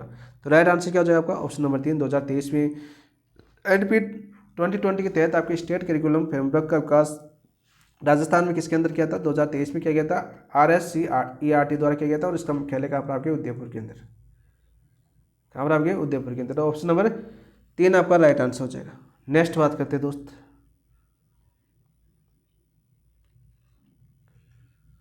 देखो, आंगनवाड़ी वर्कर्स का प्रशिक्षण किस प्रोजेक्ट और प्लेटफॉर्म के माध्यम से किया जा रहा है? किस प्रोजेक्ट और प्लेटफॉर्म के माध्यम से किया जा रहा है? ऑप्शन दे रखा आपका ECCE या दीक्षा ऐप। तो इसके द्वारा तो नहीं किया जा रहा। स्टार्स दीक्षा ऐप नहीं, स्टार्स दीक्षा ऐप की बात करें, इसके द्वारा आपका ऑप्शन नंबर 2 आपका राइट आंसर हो जाएगा। आंगनवाड़ी वर्कर्स का प्रशिक्षण प्रोजेक्ट की बात करें तो कौन सा आपका? स्टार्स। और प्लेटफॉर्म कौन सा आपका? दीक्षा ऐप है। मोस्ट क्वेश्चन है आपका। ऑप्शन नंबर 2 आपका राइट आंसर हो जाएगा। बाल वाटिका या स्कूल रेजिडेंस। तो देखो बात करते हैं आपके बाल वाटिका की शुरुआत महात्मा गांधी विद्यालय में शुरू की गई थी आपकी 6 अप्रैल। जो बाल वाटिका है इनकी शुरुआत हुई थी आपकी। शुरुआत कब हुई थी? यहाँ पर डेट याद कर लेना, 6 जनवरी 2023 को केरल सरकार के द्वारा। और कौन सी स्कूल के अंदर? आपकी स्कूल की बात करें तो महात्मा गांधी स्कूल में, महात्मा गांधी जो आपकी इंग्लिश मीडियम स्कूल है उनमें बाल वाटिका की शुरुआत की गई थी। कब? 6 जनवरी 2023 को, प्रेम बराबरी कक्षा के लिए। और यहाँ पर दे रखा दोस्तों आपके, देखो स्कूली बच्चों से पहले बच्चों को तैयार करना, स्कूली शिक्षा से पहले बच्चों को तैयार करना। तो ये किसके द्वारा चला जा रहा है? आपका स्कूल रेजिडेंस कार्यक्रम है आपका। ये चलाया जा रहा है आपकी किसके द्वारा? RSCERT द्वारा, आरती द्वारा चलाया जा रहा है। सीधा क्वेश्चन पूछ लिया जाता है आपका। ठीक है दोस्त, तो ऑप्शन नंबर 2 आपका राइट आंसर हो जाएगा। नेक्स्ट क्वेश्चन की बात करते हैं। देखिए क्वेश्चन क्या है आपका? निम्न में से कौन सा कथन स्कूल रेजिडेंस, आ गया ना आपका, निम्न में से कौन सा कथन स्कूल रेजिडेंस कार्यक्रम यानी विद्या प्रवेश के संदर्भ में असत्य है? ये कार्यक्रम चला कौन रहा आपका? RSCERT उदयपुर द्वारा चलाया जा रहा है। ठीक है, तो इसके बारे में कौन सा कथन असत्य है? ये क्वेश्चन में पूछा गया है। कार्यक्रम की अवधि 12 सप्ताह या 3 माह होगी, तो बिल्कुल राइट। कार्यक्रम की अवधि क्या होगी? 12 सप्ताह या 3 माह होगी, बिल्कुल राइट। कार्यक्रम केवल कक्षा 2 के लिए नहीं, कक्षा 2 के विद्यार्थियों के लिए नहीं है, आपकी कक्षा 1 के विद्यार्थियों के लिए, कक्षा 1 के विद्यार्थियों के लिए है आपकी। ठीक है, तो गलत कौन सा जगह? Option number 2। ये तो हमें पूछा सकते हैं। इसमें देखो खेल गतिविधि आधारित तैयारी शामिल है, बिल्कुल शामिल है। पाठ्यक्रम में अक्सर रंग, आकार और संख्या सीखने की गतिविधियां शामिल है, बिल्कुल राइट। तो ऑप्शन नंबर 2 आपका राइट आंसर हो जाएगा। नेक्स्ट क्वेश्चन की बात करते हैं। देखिए अच्छा क्वेश्चन है ये भी आपका, सारे क्वेश्चन आपके अच्छे हैं। आज क्लास आज पूछने की संभावना है इन क्वेश्चनों की। देखो, स्कूल रेडीनेस कार्यक्रम विद्या प्रवेश के निम्न में से कौन से उद्देश्य सही है? स्कूल रेडीनेस कार्यक्रम विद्या प्रवेश के निम्न में से कौन से उद्देश्य सही है? नव प्रवेशित विद्यालयों का विद्यालय वातावरण से जुड़ाव करना, बिल्कुल। नव प्रवेशित जो विद्यालय कक्षा 1 में जो विद्यालय में प्रवेश करते हैं दोस्त, उनका विद्यालय वातावरण से जुड़ाव करना, बिल्कुल इसका उद्देश्य है। FLN के उद्देश्य की प्राप्ति हेतु माध्यम तैयार करना, बिल्कुल। FLN के जो उद्देश्यों की प्राप्ति हेतु माध्यम तैयार करना, ठीक है। CWSN बच्चों को औपचारिक शिक्षा की मुख्य धारा में शामिल करना। WSN बच्चे कौन से होते हैं आपके? जो विकलांग वगैरह होते हैं, विशिष्ट बालक होते हैं, वो उनको औपचारिक शिक्षा की मुख्य धारा में सम्मिलित करना भी किसका उद्देश्य है? आपका स्कूल रेडीनेस कार्यक्रम का उद्देश्य है। तो ऑप्शन नंबर 4 आपका राइट आंसर हो जाएगा। क्या हो जाएगा आपका? Option number 4। नेक्स्ट क्वेश्चन की बात करते हैं दोस्त। नेक्स्ट क्वेश्चन क्या आपका? देखो, अच्छा क्वेश्चन है यह भी आपका, सीधा पूछे जाने वाला क्वेश्चन। देखो क्वेश्चन क्या आपका, स्कूल रेडीनेस कार्यक्रम में के शिक्षा शास्त्र में कौन से आयाम शामिल है? कौन से आयाम शामिल है? सीधा क्वेश्चन पूछा जाता है आपका। तो तीनों आयाम शामिल है आपके, इंपॉर्टेंट क्वेश्चन है। बच्चे तैयार हो, विद्यालय तैयार हो और परिवार तैयार हो। विकल्प क्या होगी? केवल एक नहीं, केवल दो नहीं, केवल तीन नहीं, उपरोक्त सभी। ऑप्शन नंबर 4 आपका राइट आंसर। सीधे पूछ लिया कि कार्यक्रम के यानी रेडीनेस कार्यक्रम के आयाम कौन कौन से हैं? तो बच्चे तैयार हो, विद्यालय तैयार हो और परिवार तैयार हो। ऑप्शन नंबर 4 आपका राइट आंसर हो जाएगा। 3 आयाम है टोटल, तीनों आयाम आपको दिए हुए हैं यहाँ पर। स्कूल रेडीनेस कार्यक्रम के अनुसार तैयार बच्चे की विशेषताओं में निम्न में से कौन सा शामिल नहीं है? तैयार बच्चे में निम्न में से कौन सी विशेषता शामिल नहीं है? बच्चों से संबंधित एक क्वेश्चन आपका पूछा ही जाता है। एक तो बच्चों से संबंधित पूछा जाता है कि विद्यालय तैयार विद्यालय से संबंधित एक क्वेश्चन पूछा जाता है। तो यहाँ पर तो कौन सी विशेषता नहीं है दोस्त? तो सीखने के लिए उत्सुक होना, बिल्कुल ये तो विशेषता है बच्चों के लिए। अच्छा संचार कौशल रखना, ये भी आपका बिल्कुल शामिल है, तैयार बच्चों के लिए विशेषता में शामिल किया गया। गणितीय और भाषा से परिचित होना, ये भी है। केवल खेल कूद में माहिर होना नहीं, ये आपका गलत हो जाएगा। तो ऑप्शन नंबर 4, ऑप्शन नंबर 4 आपका राइट आंसर हो जाएगा। नेक्स्ट क्वेश्चन की बात करते हैं दोस्त। ये देखिए अच्छा क्वेश्चन, ये भी बार बार यहाँ से क्वेश्चन बना भी है और पूछा भी जाता है दोस्त। यहाँ से कलर पूछ लिया जाता है, कौन से रंग का है।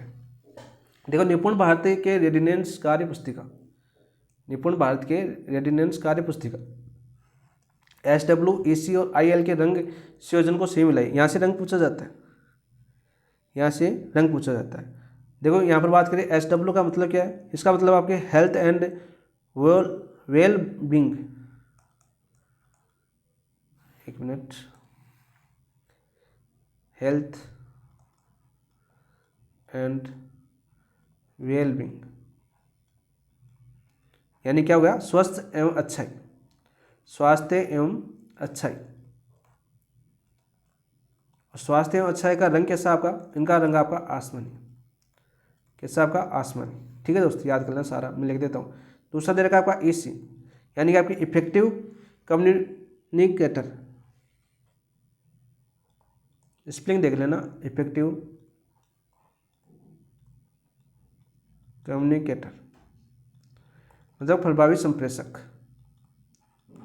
प्रभावी संप्रेषक। इसका रंग कैसा आपका? इसका रंग की बात करें तो हरा, सॉरी प्रभावी गुलाबी है इसका, गुलाबी। तो देखो पहले का आएगा आपका आसमानी, SW का आसमानी। देखो SW का आसमानी इसी में दे रखा है, EC का आपका गुलाबी हो गया। तो ऑप्शन नंबर 2 आपका राइट आंसर हो जाएगा। IL का मतलब क्या है? सबसे पहले तो IL का मतलब हो जाएगा आपका इनोल्ड लर्नर, इनोल्ड लर्नर, LEARNER, ठीक है, लर्नर यानी कि संबंध अधिगम करता, संबंध अधिगम करता। ठीक है दोस्तों, याद कर लेना साथ साथ। और इसका रंग कैसा है आपका? हरा। इंग्लिश वाले शब्द याद करना, इंग्लिश वाले शब्दों से आप आसानी से कर सकते हो। ठीक है, ऐसे आपके SWEC ILA लिखा हुआ आएगा आपके एग्जाम के अंदर। तो ऑप्शन नंबर 2 आपका राइट आंसर। नेक्स्ट बात करते हैं दोस्त, निपुण संवर्धन कार्यक्रम का मुख्य उद्देश्य क्या है? निपुण संवर्धन कार्यक्रम का मुख्य उद्देश्य क्या है? बताओ भाई। तो निपुण संवर्धन, निपुण भारत मिशन की शुरुआत हुई थी 5 जुलाई 2021 को। हमने देखा है तो आपका कब हुई थी? 5 जुलाई 2021 को इसकी शुरुआत हुई थी। देखो, केवल शिक्षक प्रशिक्षण सुनिश्चित करना। दूसरा होता कक्षा 2 तक के बच्चों में मूलभूत साक्षरता और संख्या ज्ञान FLN हासिल करना। तो ऑप्शन नंबर 2 आपका राइट आंसर जाएगा कि निपुण संवर्धन कार्यक्रम का मुख्य उद्देश्य क्या है? कक्षा 2 तक के बच्चों में मूलभूत साक्षरता और संख्या ज्ञान हासिल करना। ऑप्शन नंबर 2 आपका राइट आंसर हो जाएगा। नेक्स्ट बात करते हैं दोस्त, और लक्ष्य कब तक रखा गया है आपका? इसका लक्ष्य कब तक रखा गया है? लक्ष्य की बात करें 2026-27 आने वाला है 2026-27। नेक्स्ट बात करते हैं दोस्त, नेक्स्ट क्वेश्चन। ये देखिए क्वेश्चन, एक और अच्छा क्वेश्चन आपका जो बार बार पूछे जाते हैं एग्जाम में, वो सारे क्वेश्चन मैंने ले लिए यहाँ पर। याद करें दोस्तों, FLN के अंतर्गत निर्धारित 3 विकासात्मक लक्ष्यों में कौन से शामिल है? 3 विकासात्मक लक्ष्यों में कौन से शामिल है? देखो, बच्चे अच्छे स्वास्थ्य एवं विकास को प्राप्त कर सके, बिल्कुल शामिल है। बच्चे प्रभावी संवाद स्थापित करने में निपुण बने, बिल्कुल शामिल है। बच्चे अपने वातावरण में से जुड़ते हुए सीखने की प्रक्रिया में शामिल हो सके, बिल्कुल। उपयुक्त सभी आपका राइट आंसर हो जाएगा। ये तीनों लक्ष्य किसके रखे गए आपके? FLN के अंतर्गत निर्धारित 3 विकासात्मक लक्ष्य की बात करें तो ये तीनों के तीनों आपके आते हैं। ऑप्शन नंबर 4 आपका राइट आंसर हो जाएगा। नेक्स्ट बात करते हैं दोस्त, इस क्वेश्चन की बात करें आपके मौखिक पठन प्रवाह ORF कार्यक्रम का मुख्य उद्देश्य क्या है? ORF कार्यक्रम का मुख्य उद्देश्य क्या है, यह हमें बताना है। सबसे पहले तो याद कर लें दोस्तों, ये किस पर आधारित है? आधारित की बात करें तो AI आधारित है, यानी कृत्रिम बुद्धिमत्ता पर आधारित है। कृत्रिम बुद्धिमत्ता पर आधारित, बुद्धिमत्ता यानी AI पर आधारित, ठीक है। इसका मुख्य उद्देश्य क्या है दोस्तों? छात्रों में के खेल कौशल को बढ़ाना। दूसरा ऑप्शन दे रखा है आपका कक्षा 3 से 8 तक कक्षा 3 से 8 के विद्यार्थियों की हिंदी पठन दक्षता में सुधार करना। विद्यालयों को डिजिटलीकरण करना। शिक्षक प्रशिक्षण केवल ऑनलाइन प्लेटफॉर्म पर करना। तो राइट आंसर क्या हो जाएगा आपका इसका? भाई, मौखिक पठन प्रवाह का मुख्य उद्देश्य है कि कक्षा 3 से 8 तक के विद्यार्थियों को हिंदी पठन दक्षता में सुधार करना। ही ऑप्शन नंबर 2 आपका राइट आंसर हो जाएगा। किसका मुख्य लक्ष्य है भाई? कृत्रिम बुद्धिमत्ता यानी AI के माध्यम से सिखाया जाएगा। ऑप्शन नंबर 2 आपका राइट आंसर हो जाएगा। नेक्स्ट बात करते हैं दोस्त, देखिए ये क्वेश्चन भी अच्छा क्वेश्चन है आपका। सारे के सारे क्वेश्चन जितने इंपॉर्टेंट क्वेश्चन बनते हैं वो सारे ले लिए मैंने। देखो, निम्न में से कौन सा कथन रीड ए थॉन 2025 के अभियान के संदर्भ में असत्य है? रीड ए थॉन अभियान 2025 के संदर्भ में असत्य कथन है। अच्छा क्वेश्चन है, इंपॉर्टेंट क्वेश्चन है, याद कर लेना। तो पहला दे रखा आपका सभी राजकीय विद्यालयों में एक ही समय पर 10 मिनट सामूहिक पठन आयोजित किया जाएगा। बिल्कुल किया जाएगा, एक ही समय 10 मिनट सामूहिक पठन का आयोजन किया जाएगा। तो पहला बिल्कुल है। कार्यक्रम केवल कक्षा 1 से 5 के विद्यार्थियों की भागीदारी होगी, नहीं। कार्यक्रम में सिर्फ कक्षा 1 से 5 तक के विद्यार्थियों की भागीदारी नहीं होगी, यह आपका गलत हो जाएगा। तो कौन से विद्यार्थी शामिल होंगे? कक्षा 1 से 12 तक। कक्षा 1 से 12 तक विद्यार्थी सभी शामिल होंगे। तो आपका ऑप्शन नंबर 2 असत्य है। विद्यार्थियों, शिक्षकों, अभिभावकों और समुदाय के सदस्य कार्यक्रम में शामिल होंगे, बिल्कुल राइट। प्रत्येक प्रतिभागी अपनी पसंद की कोई भी पुस्तक पढ़ सकता है, बिल्कुल राइट। तो ऑप्शन नंबर 2 आपका राइट आंसर हो जाएगा। 10 मिनट नई शिक्षा नीति के तहत इस अभियान के तहत आपका कार्यक्रम चलाया जाएगा सभी विद्यालयों में। नेक्स्ट बात करते हैं, ये देखिए अच्छा क्वेश्चन एक और, ये तो अभी पूछा भी जा चुका करंट से संबंधित। प्रखर राजस्थान कार्यक्रम का मुख्य उद्देश्य क्या है? प्रखर राजस्थान कार्यक्रम का मुख्य उद्देश्य क्या है, बताओ? केवल विद्यार्थी के खेल कौशल को बढ़ाना? नहीं। कक्षा 1 से 8 तक के विद्यार्थियों में पठन कौशल की प्रभावशीलता और अवधारणाओं की समझ विकसित करना इसका प्रमुख लक्ष्य है। तो ऑप्शन नंबर 2 आपका राइट आंसर हो जाएगा। क्या हो जाएगा आपका? ऑप्शन नंबर 2 राइट आंसर हो जाएगा। नेक्स्ट क्वेश्चन की बात करते हैं दोस्त, मुख्यमंत्री शिक्षित राजस्थान अभियान के तहत प्रखर राजस्थान 2.0 कार्यक्रम का शुभारंभ कब किया था? देखो, 2.0 कार्यक्रम का शुभारंभ कब हुआ था? अभी हुआ था आपको सितंबर के बाद। कल ही मैंने इसी महीने करंट अफेयर का आपका क्वेश्चन करवाया आपको, ठीक है। सितंबर माह के करंट अफेयर के क्वेश्चन करवाए मैंने, ये क्वेश्चन आपको वहाँ पर करवाया है। तो देखो, मुख्यमंत्री शिक्षित राजस्थान अभियान के तहत प्रखर राजस्थान 2.0 का कार्यक्रम कब हुआ? 1 जनवरी 2025 नहीं, 5 सितंबर 2025। ऑप्शन नंबर 2 आपका राइट आंसर हो जाएगा। सीधा क्वेश्चन आपका पूछा जाता है। 90 दिन की योजना है, 90 दिवसीय कार्य योजना है इसके अंदर, ठीक है। और इसमें लक्षित समय कौन सा होगा आपका? सारे लिख देता हूँ मैं। देखो, अवधि 90 दिवस, कितने दिवस? 90 दिवस, ठीक है। प्रति दिवस 2 कालांश, प्रति दिवस कितने कालांश होंगे आपके? 2 कालांश होंगे, याद करना। इसके प्रमुख पूछे जा सकते हैं। दूसरा पॉइंट इसमें इंपॉर्टेंट है, लक्षित समूह कौन सा होगा आपका इसमें? लक्षित समूह की बात करें तो 3 से 8 तक के विद्यार्थी, कक्षा 3 से 8 तक के विद्यार्थी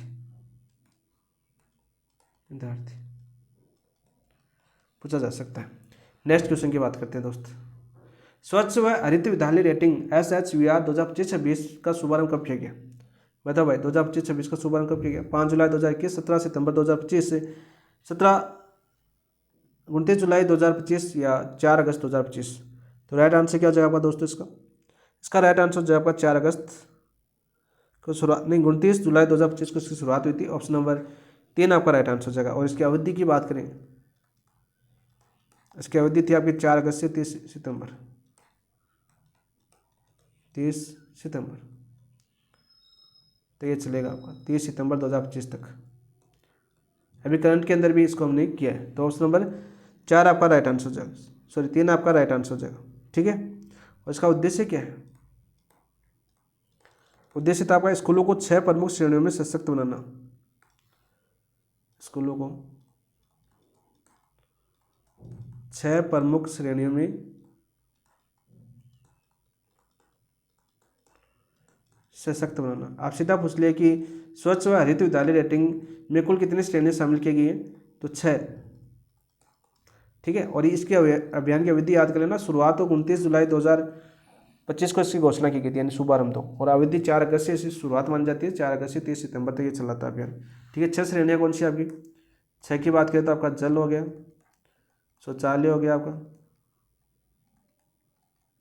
ठीक है, तीसरा आपका साबुन से हाथ धोना, चौथा कौन सा हो गया आपका? संचालन और रख रखाव,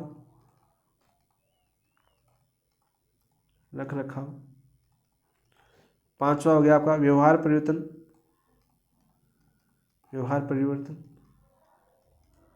और छठा हो गया आपका मिशन लाइन गतिविधियों में सुधार, मिशन लाइन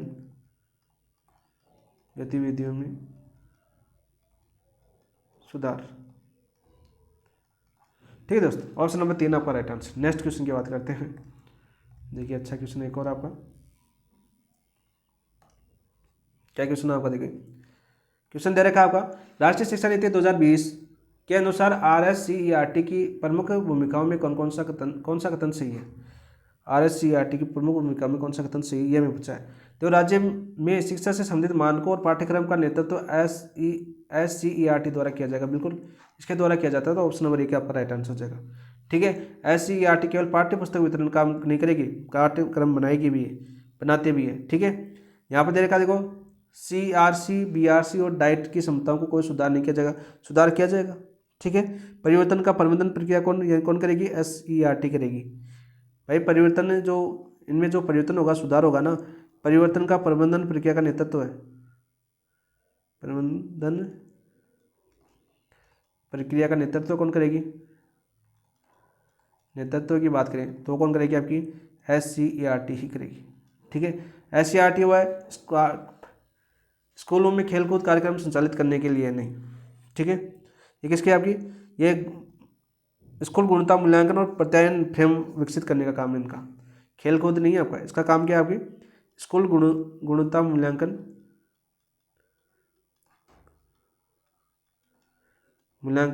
व और प्रत्यायन फ्रेमवर्क तैयार करना, फ्रेमवर्क विकसित करना। ठीक है, तो ये भी गलत, ऑप्शन नंबर 1 आपका राइट आंसर है। नेक्स्ट क्वेश्चन की बात करते हैं दोस्त, प्रख राष्ट्रीय सर्वेक्षण 2024 में किन भाषाओं में मूल्यांकन किया गया था? यहाँ से क्वेश्चन आपकी पूछने की संभावना 100% है, पूछा जा सकता है। क्यों पूछा जा सकता है? क्योंकि इंपॉर्टेंट रहता है। यहाँ से रिपोर्ट यानी सूचकांक के क्वेश्चन आते हैं, वो बार बार पूछे जाते हैं। लास्ट टाइम आपका पूछा भी गया था शायद। परख राष्ट्रीय सर्वेक्षण 2024 में किन भाषाओं में मूल्यांकन किया गया? हिंदी, अंग्रेजी और संस्कृत, केवल हिंदी में, हिंदी, अंग्रेजी और संस्कृत। तो देखो यहाँ पर पूछा गया कि परख राष्ट्रीय सर्वेक्षण 2024 किन भाषाओं में किया गया? तो हिंदी, अंग्रेजी और संस्कृत में किया गया था। तो ऑप्शन नंबर 1 आपका राइट आंसर हो जाएगा। लेकिन यहाँ पर याद कर लें दोस्तों, कौन सी कक्षा के लिए किया गया था? कक्षा पूछे तो किन कक्षाओं के लिए किया गया था सर्वेक्षण की बात करें तो कक्षा कौन सी थी आपकी? तीसरी कक्षा थी, छठी कक्षा थी और 9वीं कक्षा थी। ठीक है, इनके लिए क्या था? विषय कौन से थे जिनका सर्वेक्षण किया गया था? तो विषय की बात करें तो आपकी भाषा थी, ठीक है, गणित थी, आपकी विज्ञान थी, और आपकी SST यानी सामाजिक थी। SST लिख देता हूँ सामाजिक, ताकि आपको समझ में आ जाएगा। ठीक है, इन भाषाओं का क्या किया गया? इन विषयों का क्या किया गया? आपका सर्वेक्षण किया गया था। सीधा क्वेश्चन पूछे तो ऑप्शन नंबर 1। और भाषा में किस भाषा में किया गया था? आपका भाषा की बात करें तो हिंदी, अंग्रेजी तीनों, संस्कृत तीनों भाषाओं में किया गया था। तो ऑप्शन नंबर 1 आपका राइट आंसर हो जाएगा। नेक्स्ट बात करते हैं, सभी श्रेणी में राजस्थान अव्वल रहा था भाई, ठीक है। देखो ग्रेड 3 में भाषा और गणित में राजस्थान के छात्रों का प्रदर्शन राष्ट्रीय औसत से कितना दिख रहा? अच्छा क्वेश्चन है। भाषा और गणित में राजस्थान के छात्रों का प्रदर्शन और राष्ट्रीय औसत में कितना दे रहा? 2%, 6%, 4% या 8%? तो 6% आता है। ऑप्शन नंबर 2 आपका राइट आंसर हो जाएगा। क्या जाएगा दोस्तों? ऑप्शन नंबर 2 आपका राइट आंसर हो जाएगा, ठीक है। क्योंकि भाषा आपके राजस्थान की रहती 70 नंबर और भारत की रहती 64 और गणित राजस्थान का रहता 66 और भारत का रहता कितना? 60। नेक्स्ट बात करते हैं दोस्तों, देखो परख राष्ट्रीय सर्वेक्षण 2024 के अनुसार राजस्थान के छात्रों का भाषा, गणित और विज्ञान और सामाजिक विज्ञान में प्रदर्शन राष्ट्रीय औसत से कैसा रहा? कम रहा, राष्ट्रीय औसत से बराबर रहा, अधिक रहा, केवल गणित में अधिक रहा? तो राष्ट्रीय औसत से अधिक रहा था, सभी में बेस्ट रहा था आपका, राजस्थान का सभी में स्कोर बेस्ट था। ऑप्शन नंबर 3 आपका राइट आंसर। नेक्स्ट क्वेश्चन की बात करते हैं दोस्त। नेक्स्ट क्वेश्चन क्या आपका? ये भी अच्छा क्वेश्चन है आपका। क्या क्वेश्चन है देखिए, एनईपी 2020 के अनुसार उच्च शिक्षा में बहुविषयक व्यवस्था स्थापित करने का उद्देश्य क्या था? उच्च शिक्षा से संबंधित क्वेश्चन पूछे गए, बताओ भाई। वह एनईपी 2020 के अनुसार उच्च शिक्षा में बहुविषयक व्यवस्था स्थापित करने का मुख्य उद्देश्य क्या?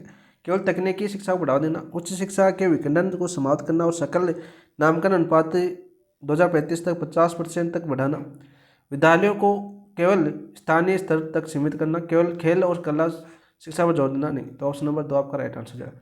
उच्च शिक्षा के विखंडन को समाप्त करना और सकल नामांकन अनुपात 2035 तक 50% तक बढ़ाना। याद कर लेना कब तक बढ़ाना, आपके अनुपात 2035 तक लक्ष्य रखा गया, 50% तक बढ़ाना। ऑप्शन नंबर 2 आपका राइट आंसर। नेक्स्ट देखिए दोस्तों, ये तो अभी चले थे आपने, यदि जो दोस्त अभी बीएड वगैरह करके आए हैं तो उनके एबीसी कार्ड बनाने पड़े थे, ठीक है। अभी जो नवीनतम 2-3 सालों में सभी यूनिवर्सिटी ने एबीसी कार्ड बनाए थे आपके, तो आप सबने बनाया होगा ये card. Academic bank of credit ABC का मुख्य उद्देश्य क्या था? इस कार्ड का मुख्य उद्देश्य क्या था दोस्तों? छात्रों को केवल एक ही संस्थान से क्रेडिट प्राप्त करना नहीं, विभिन्न मान्यता प्राप्त उच्च शिक्षण संस्थान यानी आपके जो विश्वविद्यालय कॉलेज है से क्रेडिट डिजिटल रूप से संकलित करना और डिग्री प्रदान करना। ऑप्शन नंबर 2 आपका राइट आंसर। इसका मुख्य उद्देश्य यही है भाई, इस कार्ड से फिर आपको डिग्री मिल जाएगी। भाई मैं इस कॉलेज का विद्यार्थी हूँ। नेक्स्ट देखिए क्वेश्चन और कर लेते हैं, अच्छे अच्छे क्वेश्चन थे सारे, अच्छे समझ में आ गया हो गया अभी एनईपी 2020। एनईपी 2020 के अनुसार भारतीय उच्च शिक्षा आयोग SECI के मुख्य कार्य कौन कौन से हैं? मुख्य कार्य कौन से? देखो केवल छात्रों का रिकॉर्ड करना नहीं, रेगुलेशन है, एक्रेडिटेशन है आपका, फंडिंग है और एकेडमिक है, स्टैंडर्ड सेटिंग है आपका। ऑप्शन नंबर 2 आपका राइट आंसर हो जाएगा। सारे के सारे मुख्य कार्य, जैसे बात करें आपके विनियमन, हिंदी में बात करें तो विनियमन प्रत्यानयन, यहाँ पर लिखते था, इसका अर्थ क्या होता है आपका? विनिमय मेन, ठीक है। इसका हो जाएगा आपका प्रत्यानयन, फंडिंग का मतलब हो जाएगा आपका वित्त पोषण, और आपका एकेडमिक स्टैंडर्ड सेटिंग का मतलब हो जाएगा शैक्षिक मानकों के निर्धारण,